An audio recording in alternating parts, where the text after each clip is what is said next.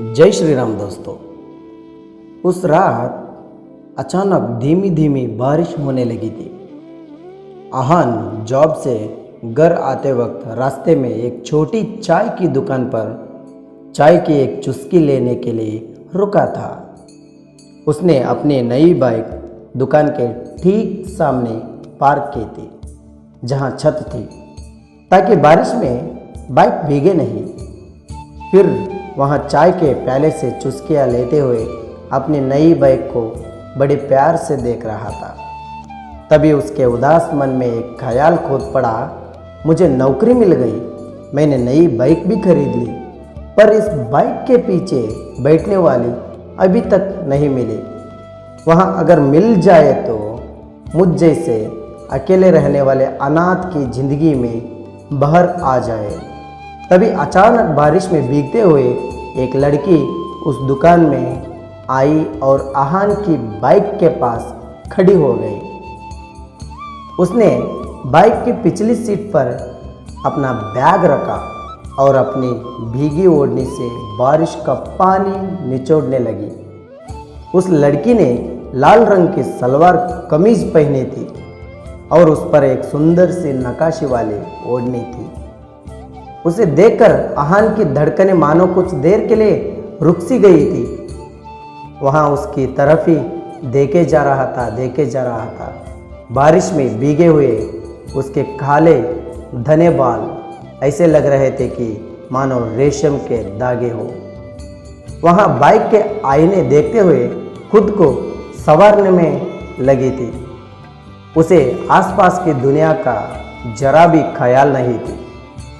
वहाँ दिखने में इतनी सुंदर थी कि आहान उस पर से अपनी नज़रें हटा नहीं पा रहा था।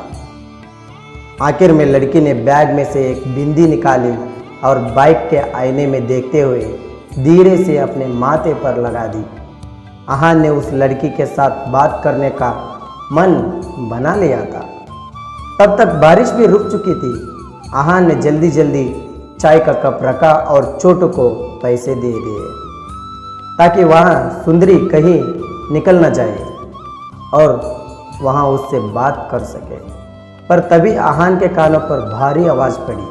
कोई आदमी बाइक का हॉर्न बजाते हुए आकृति आकृति नाम से पुकार रहा था और उस भारी आवाज़ को उस सुंदर लड़के ने जवाब दिया, हाँ मामा जी आती हूँ।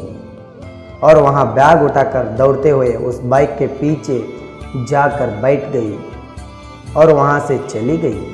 आहान ने सोचा इतनी जल्दी जल्दी में उसे रोककर बात तो नहीं कर पाया, पर चलो शहजादी का नाम तो पता चला, वो है आकृति।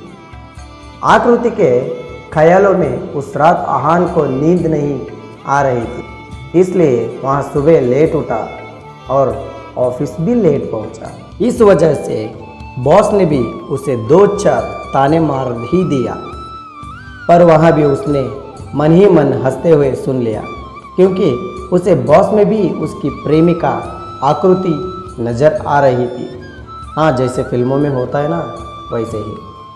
आहान ऑफिस में अपनी जगह पर कुछ फाइल्स चेक कर रहा था।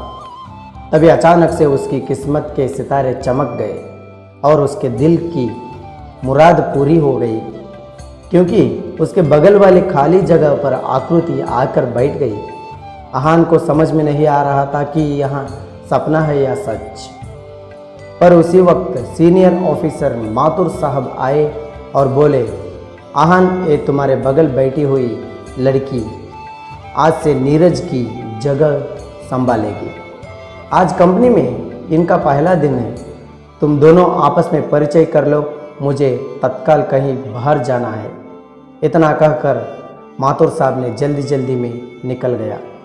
आकृति ने आहान की तरफ हाथ बढ़ाया, पर उसके कुछ कहने से पहले ही आहान बोल पड़ा, आकृति, आकृति है ना तुम्हारा नाम? वहाँ बोली, हाँ, पर आपको कैसे पता चला? मैंने तो ऑफिस में किसी को अपना नाम बताया भी नहीं है। फिर आहान ने मुस्कुराता हुए कल रात चाय की दुकान पर घटित वहाँ किस्सा आकृति को सुनाई दिया। उसे सुनकर आकृति हंस पड़ी। फिर आहान ने आकृति को उसके पद की सारी जिम्मेदारी समझा दी। शाम को घर जाते वक्त आकृति ऑफिस बिल्डिंग से नीचे किसी का इंतजार करते हुए खड़ी थी।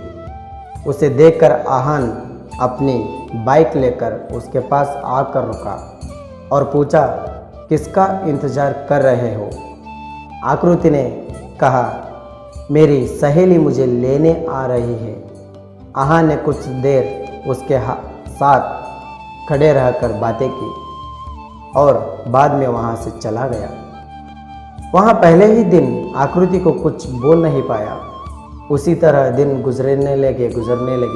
ऑफिस में आहान आकृति की रोज हेल्प किया करता था। आकृति को मानो आहान की आदत सी हो गई थी।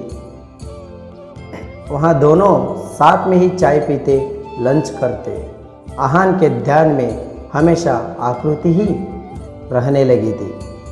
वहाँ उससे अपने प्यार का इजहार करने के लिए सही समय का इंतज़ार कर रहा था, लेकिन उसे वहाँ मिल नहीं रहा था। आकृति को हर रोज़ कोई ना कोई लेने आता था या फिर वहाँ बस से घर चली जाती थी। आहान ने उससे कई बार पूछा भी था, क्या मैं तुम्हें घर पर ड्रॉप कर दूँ? पर उसने हर बार मना कर दिए थे। पर एक दिन किस्मत आहान पर मेहरबान हो गई।